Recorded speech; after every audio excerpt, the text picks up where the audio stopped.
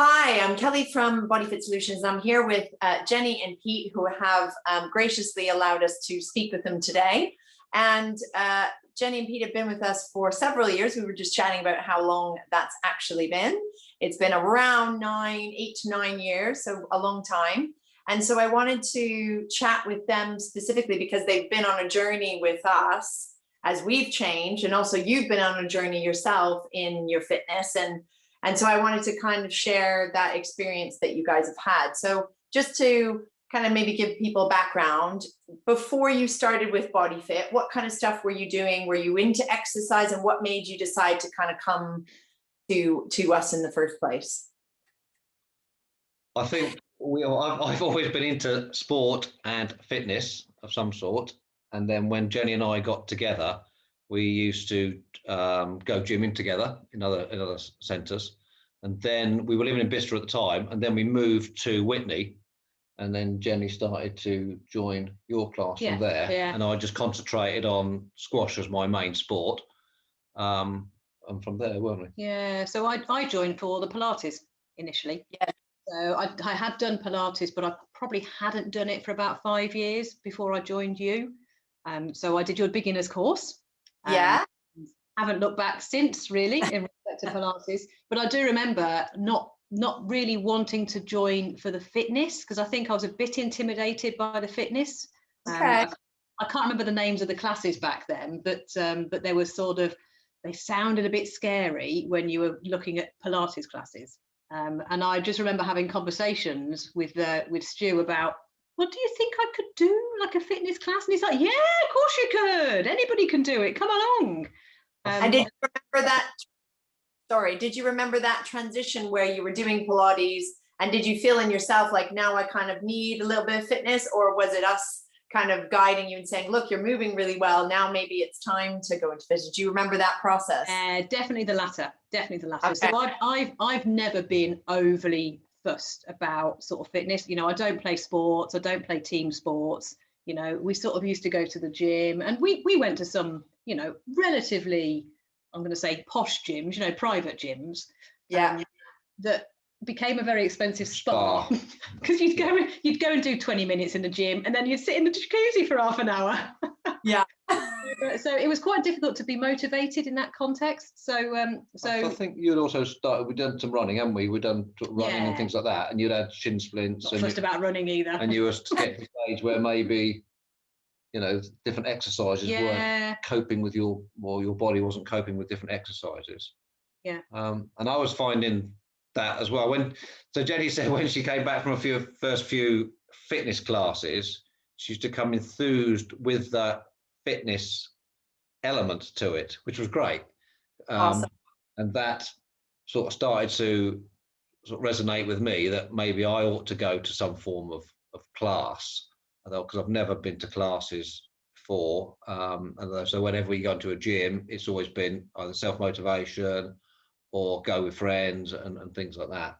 So you were doing the gym, like weights and stuff like that, but you weren't really doing classes. Okay. You get very much into doing what's not necessarily easy, but into a routine of regular classes. So whether it be the rowing machine, or whether it be a few weights, or whether it be certain exercises on the running machine or something like that, you get very much into a set routine. And therefore, I think when I started with you guys, I was thinking, oh, I shouldn't be too bad at this. It should be okay.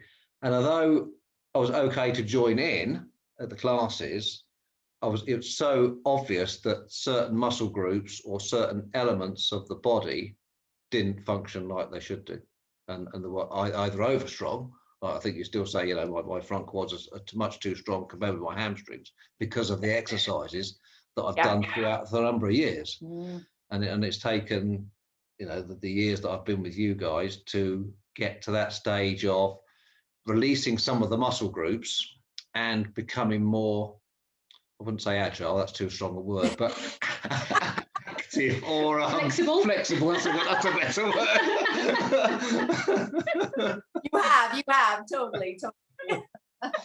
And So you've said a couple of things, and I think it's really important. Like, people go to the gym because that's kind of their first point of call. And some people who do go to a gym do go to classes, and so they get that experience. But I would say typically, I don't want to be stereotypical, but women tend to go to the classes and men tend not to. So what did you feel was the difference between you kind of, as you said, kind of doing your own thing? You kind of got stuck in a rut of doing the same things over and over again, and maybe using the same muscle groups, to then coming to classes. What was the change? You've said you got more flexible, but what kind of changes did you see from coming to classes versus kind of doing the same thing over and over again in the gym, maybe for both of you?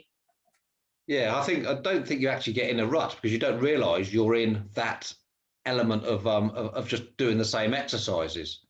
So Yeah. what I get most is motivation, and it's great to have people seeing maybe what you think when you're doing an exercise. Even now, you say you do an exercise and people say, well, you're not actually doing that correctly, and that you're getting doing an exercise if you did it slightly different, or you stretch this different way, or you straighten that muscle or that back or something like that, you get a different element. So it's not just the fact you're doing different exercises or maybe the motivation, it's also getting somebody to critique you as you're doing your exercise. And as you say, it's quite easy to watch online or watch people do the exercise and then think you're following that exercise, but without having that feedback.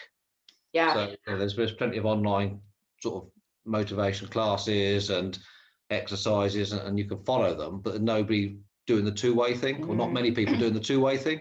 It's the two-way element that really does help. Yeah, definitely. To bring that through. But it's more than that as well, isn't it? It's, you know, the range of exercises and the range of different types of classes is much more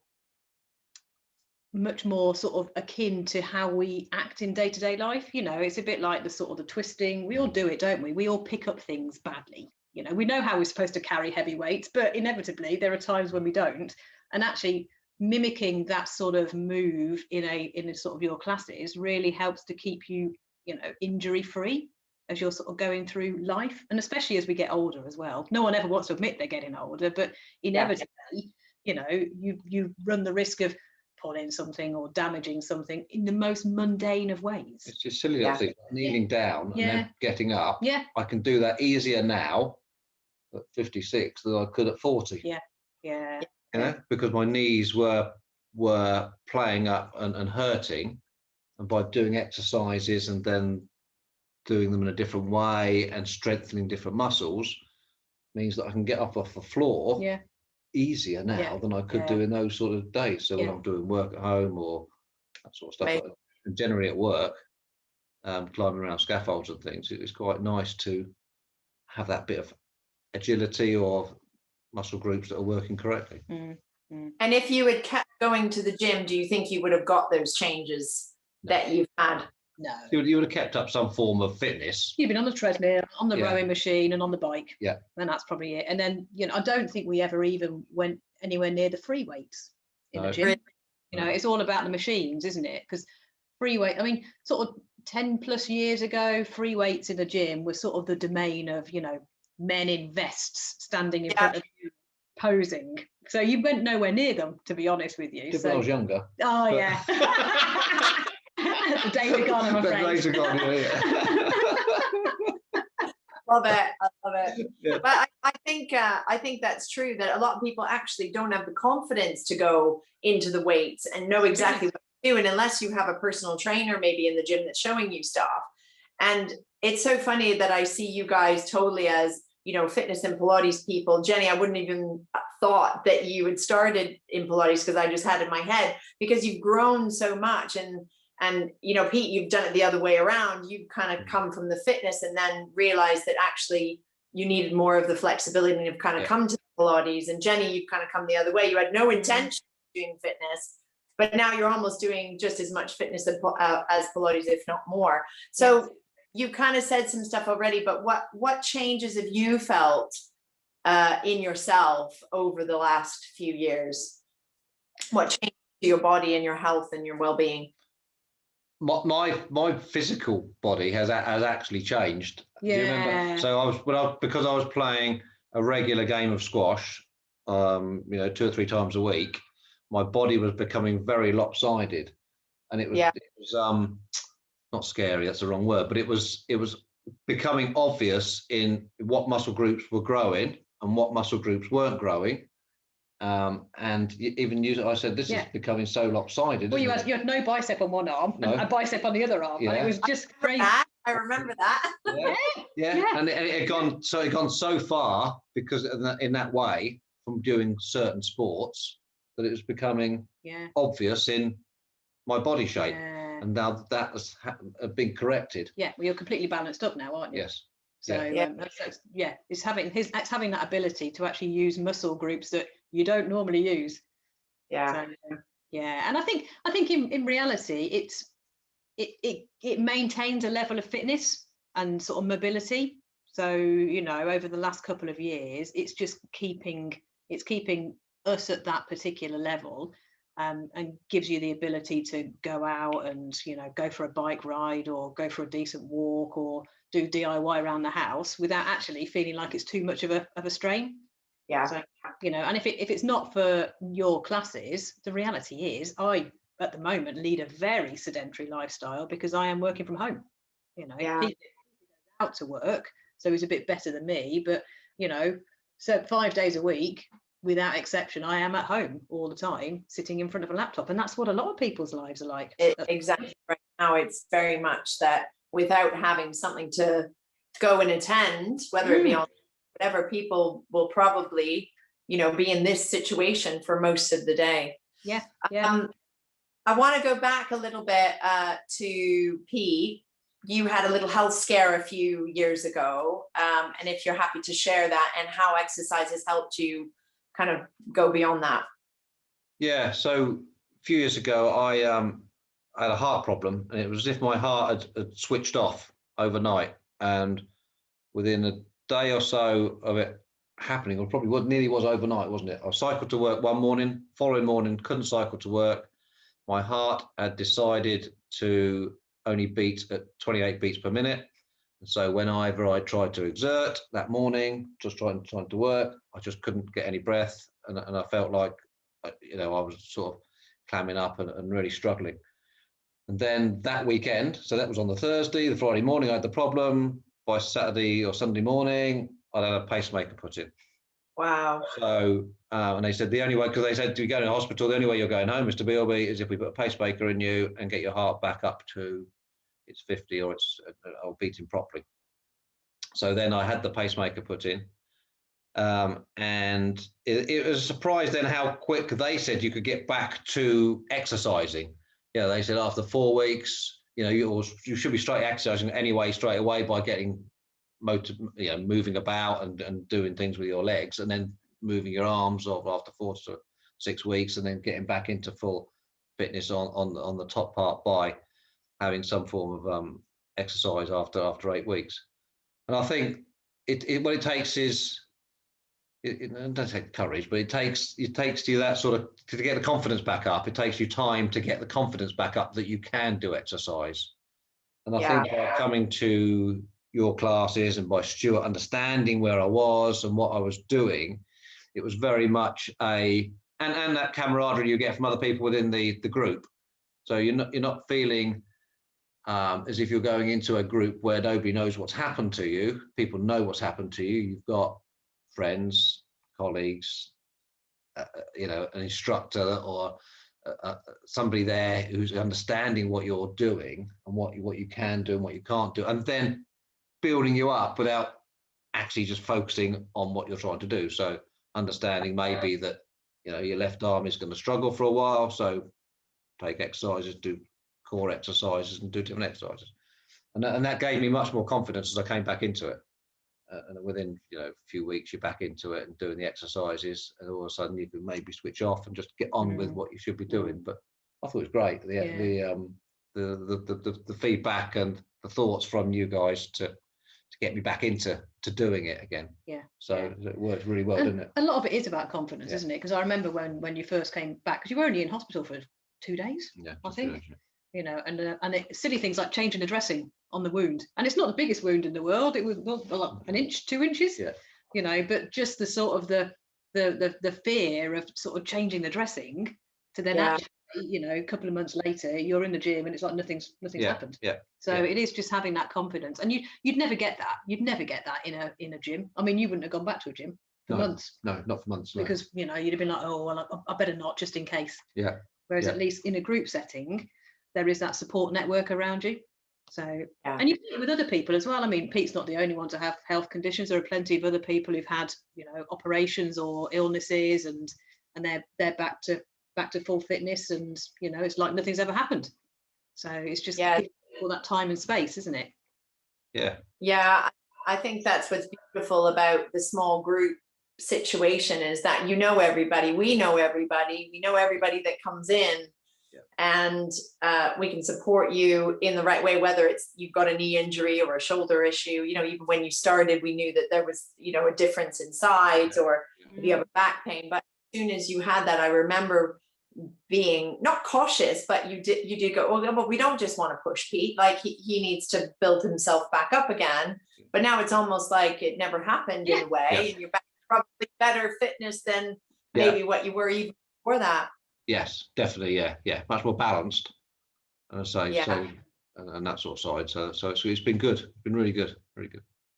So I guess just a little bit I mean, you've already said it, you very much have said very clearly, you know, what it's like going to a gym and what it's like going to kind of a group fitness class. But what do you feel sets our situation apart, where we're in small groups, it's coach led, you're not left on your own, versus, you know, maybe even other places where you might go in a class environment or in a gym environment? So what do you feel, if you were telling someone who's never come to us before, what sets BodyFit apart from these other fitness pursuits or Pilates pursuits?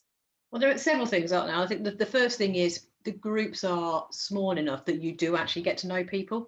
I mean, you know, you can go to a leisure centre and go to groups where there might be sort of 30, 40, 50 people in a class, you know, which initially I think a lot of people go, great, I can be anonymous and not spotted, and I can be at the back and no one's ever going to notice. And there's a lot of truth in that. But actually, as Pete said earlier, what you don't know is whether you're doing things right or wrong, you know, and it's very easy to get a lot of exercises wrong, you know. And we watch things, and we were in Florida, weren't we, a couple of years ago, and there were some chaps on the beach, you know, doing push-ups to impress their girlfriends, and we watched their technique and thought, oh my lord, that's awful, that is dreadful. So it really makes you very body aware, which I think is a key thing. A key thing is just being aware of your own body and what it should be doing, what it can do. I think anybody who's a bit wary about joining a small class because of the lack of being able to hide in that sort of respect. You've got that. One of the other great things I know that from your classes is everybody is all shapes and sizes, and that sort of size. Nobody is, well, very few people are actually perfect. No, they might be good in certain. There might be one or two, but you like to think they are. But yes, everybody has got their thoughts, their needs, their requirements, and you look at them and you wouldn't know that necessarily, but they might be struggling in certain elements, and it does take some form of confidence to be able to go to that and get in a small class. But I think there's a great. I think the camaraderie outweighs it. And I think the other thing that's worth pointing out, and I said this to Pete when he first started coming, nobody's looking at you.